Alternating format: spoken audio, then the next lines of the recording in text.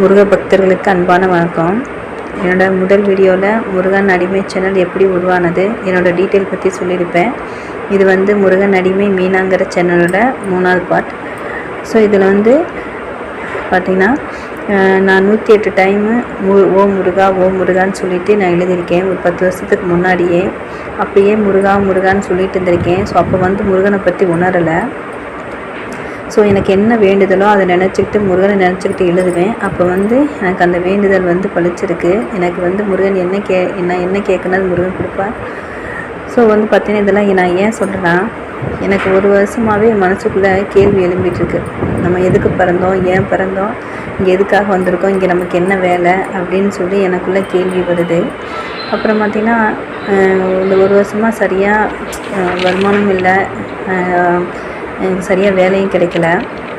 அப்போ வந்து நான் முருகன்ட்டு கேட்குறேன், முருகா எனக்கு வேலை இருந்தால் கொடு அப்படின்னு சொல்லி நான் கேட்டுருக்கும்போது முருகன் வேலையை எனக்கு 6 மாதமாக எனக்கு வேலையே சரியாக கிடைக்கல. ஸோ அப்போ முருகன் ஏதோ பண்ணுறானே, ஏதோ காரணத்துக்காக தான் பண்ணுறான். ஆனால் எல்லாமே நல்லதாக தான் இருக்கும், எல்லாமே நல்லது தான், பரவாயில்லை. ஆனால் ஒரு சில நேரம் அழுவேன், மதியானத்தில் அழுவேன், நைட்டு தூங்கும்போது அழுவேன். ஒரு வருமானம் இல்லையே, எப்படி நம்ம கடன் கட்டுறது, என்ன பண்ணுறதுன்னு யோசனை பண்ணிகிட்டே இருப்பேன். ஸோ முருகன் காரணம்லாம் எதுவும் பண்ண மாட்டார். என்ன ஒருத்தர் கேட்குறாங்க, நீ படிச்சிருக்க, உனக்கு என்ன திறமை இருக்குது, என்ன டேலண்ட் இருக்குது, உனக்கு என்ன தெரியும் கேட்குறாங்க.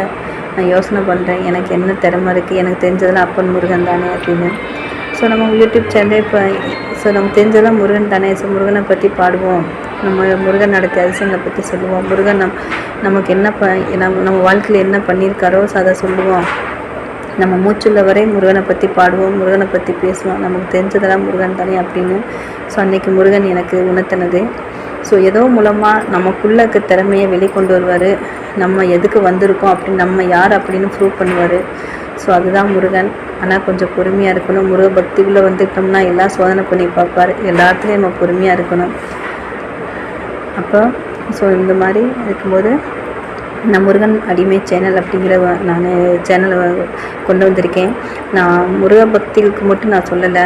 கிருஷ்ணனை பிடிக்கிறவங்க கிருஷ்ணனை கும்பிடுங்க, முஸ்லீம் கும்பிட்றவங்க முஸ்லீம் கும்பிடுங்க, முருகனை பிடிக்கிறவங்க முருகனை கும்பிடுங்க. நம்ம எல்லா மதமும் ஒன்று தான், இறைவன் ஒன்று தான். நம்ம உருவங்கள் தான் மாற்றி மாற்றி வச்சுருக்கோம். ஸோ நான் எல்லாத்துக்குமே சப்போர்ட் பண்ணுறேன். ஏன்னா எல்லாமே ஒன்று தான். இங்கே நான் வந்து எல்லா மதம் சம்மதம் தான். எனக்கு கிறிஸ்டினும் உதவி இருக்காங்க, முஸ்லீமும் உதவி இருக்கிறாங்க.